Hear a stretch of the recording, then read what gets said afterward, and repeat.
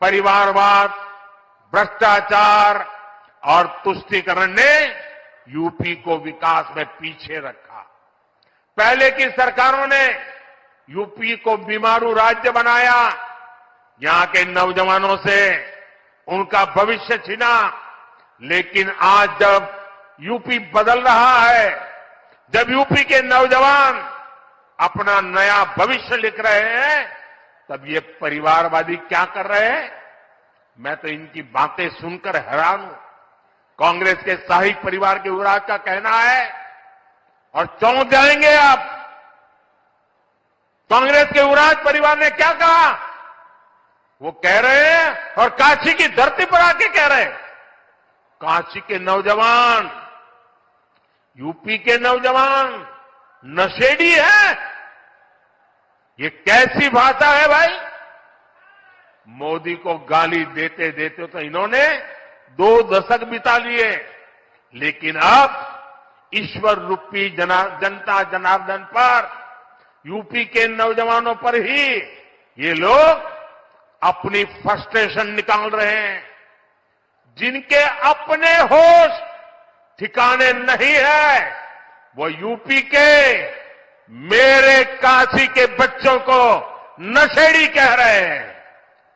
अरे गौर परिवारवादियों, काशी का, यूपी का नौजवान तो विकसित यूपी बनाने में जुटा है, अपना समृद्ध भविष्य लिखने के लिए परिश्रम की पराकाष्ठा कर रहा है।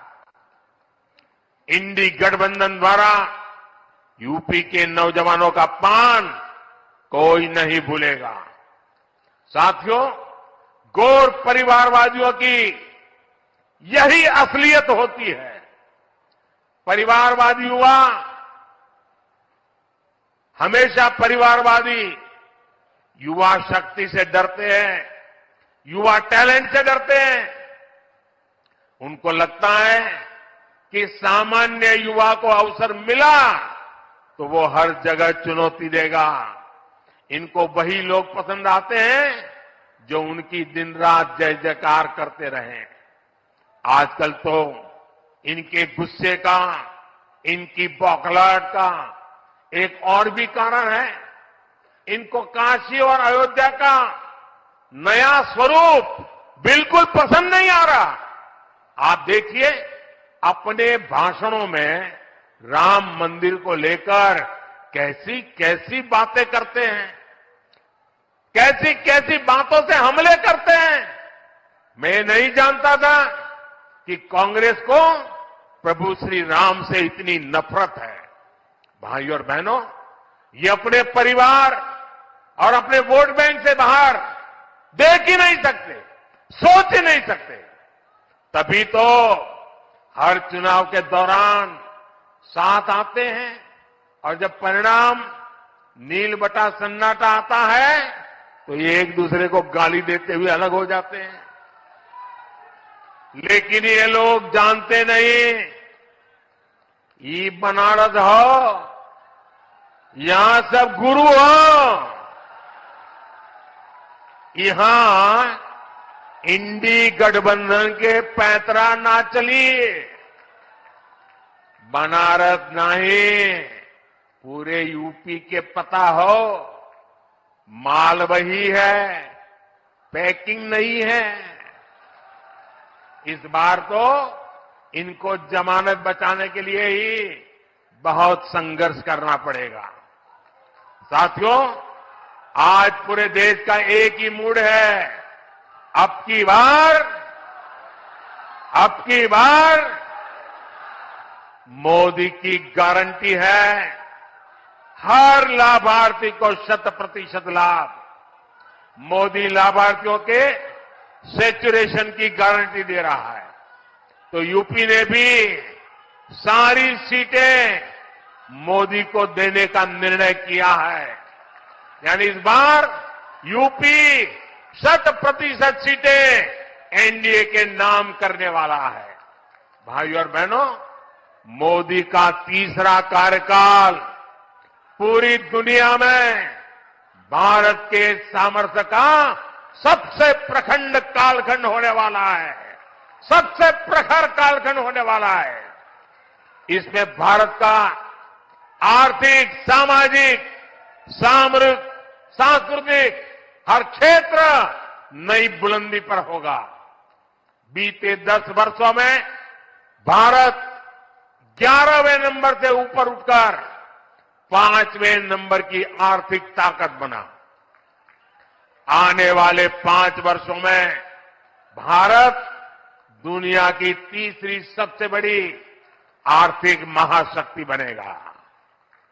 बीते 10 वर्षों में आप देश में देख रहे हैं कि सब कुछ डिजिटल हो गया है। आज आप चारों तरफ 4 लेन, 6 लेन, 8 लेन की चौड़ी चौड़ी सड़कें देख रहे हैं। रेलवे स्टेशनों को आधुनिक होते देख रहे हैं। वंदे भारत, अमृत भारत, नमो भारत ऐसी तेज और आधुनिक ट्रेनें चलती देख रहे हैं। और यही तो नया भारत है।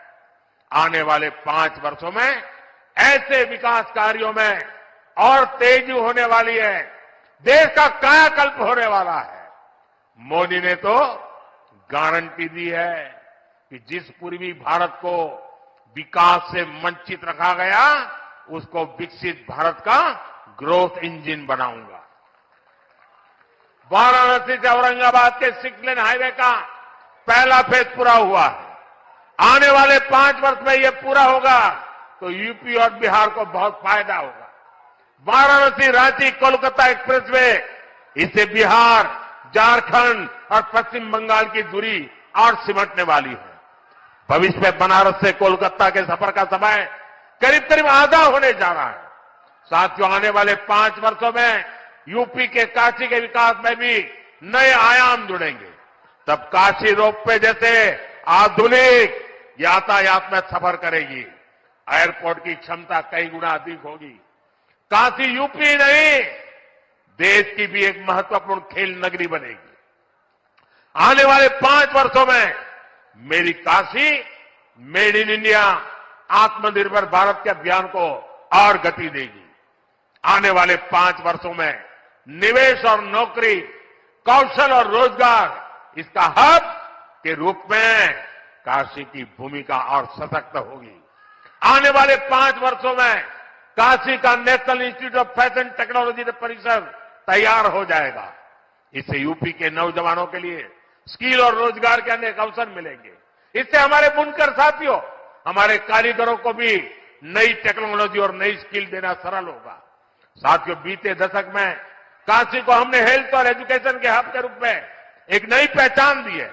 अब एक नया मेडिकल कॉलेज भी इसमें जुड़ने वाला है। बीएचयू में नेशनल सेंटर ऑफ एजिंग के साथ साथ आज 35 करोड़ रुपए की लागत के कई डायग्नोस्टिक मशीन और उपकरण का भी लोकार्पण किया जा रहा है। इससे सुपर स्पेशलिटी अस्पताल में आने वाले मरीजों का वही परिसर में ही डायग्नोसिस करना आसान हो जाएगा। काशी में अस्पतालों से निकल बायो कचरे को निपटाने के लिए नई सुविधा भी जल्द तैयार होने वाली है। साथियों, काशी के, यूपी के, देश के तेज विकास को हम थमने नहीं देना है। हर काशीवासियों को जुट जाना है। मोदी की गारंटी पर अगर देश और दुनिया को इतना भरोसा है तो इसके पीछे आपका अपनापन और बाबा का आशीर्वाद है। एक बार फिर आप सबको नए प्रोजेक्ट के लिए बहुत बहुत बधाई। मेरे साथ बोलिए, भारत माता की, भारत माता की, भारत माता की। हर हर महादेव।